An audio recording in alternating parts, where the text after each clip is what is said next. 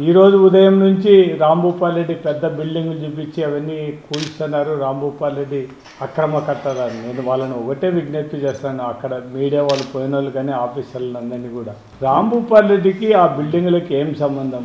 మా సైట్లో ఒక వాచ్మెన్ రూము తప్ప ఏమున్నాయని కూడా ఎవరు వచ్చి చూసుకున్నా కూడా మాకు అభ్యంతరం లేదు. కానీ సంబంధం లేని మాత్రం మేము వైఎస్ఆర్సీపీలో ఉన్నాము అని పని కట్టుకొని మాత్రం ఇట్లా బ్యాడ్ ప్రాపగండా చేయడం మాత్రం మంచిది కాదు. ఆడ ఆ బిల్డింగ్ నాకేం సంబంధం లేదు. నా సైట్లో ఒక బిల్డింగ్, ఒక వాచ్మెన్ రూమ్ తప్ప ఇంకొక రేకుల షెడ్ తప్ప ఏం లేదు.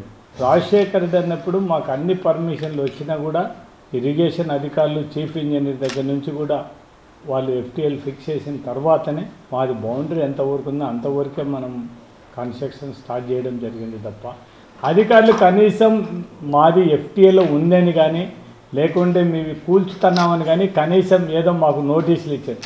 ఇంతవరకు మాతో మాట్లాడడం కానీ ఒక నోటీస్ ఇవ్వడం కానీ జరగలేదు. అంటే కేవలం ఇది ప్రజాస్వామ్యమా కాదా? కనీసం రైట్, ఓకే, మాది ఉండే భూమి ఎఫ్టీఎల్లో ఉందని మీకు అనుమానం ఉంటే ఖచ్చితంగా మాకు నోటీసులు ఇవ్వాలి కదా.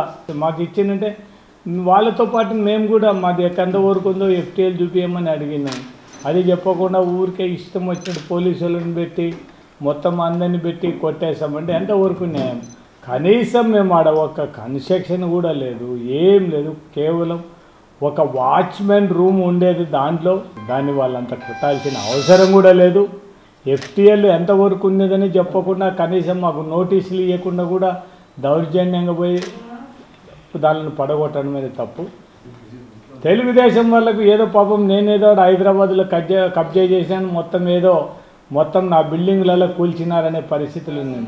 నేను మొత్తం మీడియా మిత్రులు అక్కడ ఎవరైతే పని కట్టుకొని టీవీలో ప్రచారం చేసా వాళ్ళని కోరేది ఒకటి, సరే నాదే బిల్డింగ్లు అని చెప్తున్నారు, నాకేం అభ్యంతరం లేదు. ఆ స్థలమైన బిల్డింగులు పడగొట్టిన తర్వాత ఆ స్థలం నాది, నాకు హ్యాండ్ ఓవర్ చేపిస్తే మీ పేరు చెప్పుకోనన్నా ఉంటాను. కొద్దిగా ఎట్లా ఇప్పుడు ఎలక్షన్లలో ఓడిపోయినాం కాబట్టి కనీసం ఆ స్థలమని ఇప్పించి ఏదో ఒకటి ఏమైనా కొద్దిగా సేఫ్ సైడ్ కొద్దిగా ఏదైనా రికవర్ కావడానికైనా అవకాశం ఉంటుంది కాబట్టి అదైనా చేయమని వాళ్ళని అడుగుతున్నాను. హైడ్రా కమిషన్ కోరేది ఒకటే, రైట్, మీరు మంచి పని చేస్తున్నారు. ఎఫ్టీఎల్ ఉండేది, బఫర్ జోన్లు ఉండేటువంటి కొట్టని మేము కూడా మీకు సహకరిస్తాం.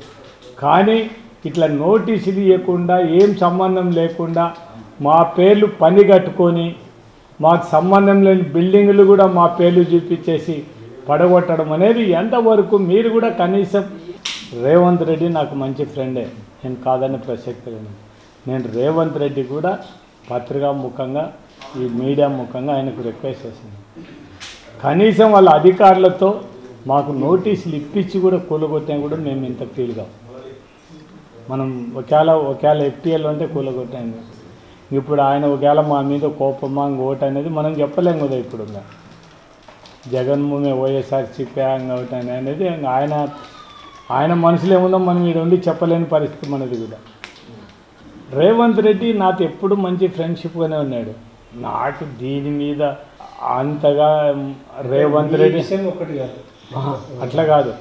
రేవంత్ రెడ్డి దీని మీద ఏదో మన మీద వచ్చి ఇంత చిన్నదానికి వస్తాడని మనం ముఖ్యమంత్రి లెవెల్లో ఉండేటువంటి మాట్లాడడం కూడా మంచిది కాదు.